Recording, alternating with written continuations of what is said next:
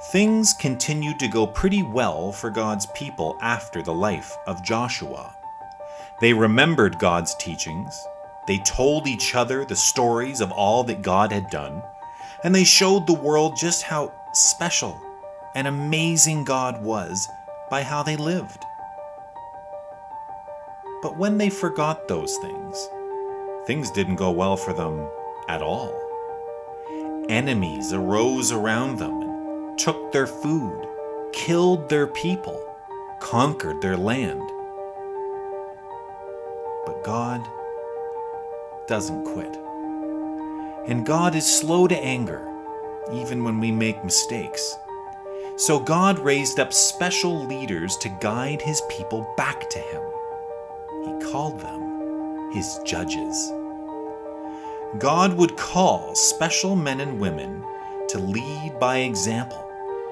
One of those people was a woman named Deborah. She was a special judge who helped the people understand right from wrong and take what God told her and pass it on to the people.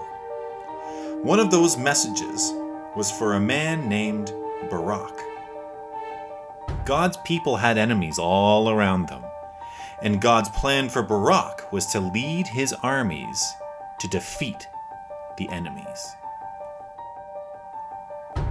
God's plan for Barak was for him to take 10,000 Israelites to go up against the much bigger enemy army. This plan concerned Barak a little bit. He was worried and afraid. He said to Deborah, "I'll go, but only if you come with us." Deborah agreed to go, but reminded Barak, "Because you didn't trust God's plan, someone else is going to get the victory." They headed off to face their enemies. The day of the battle came, and Deborah and Barak met with Sisera's armies on the battlefield. And as God had promised, the Israelites were victorious. Sisera's entire army, even though it was bigger, was completely destroyed.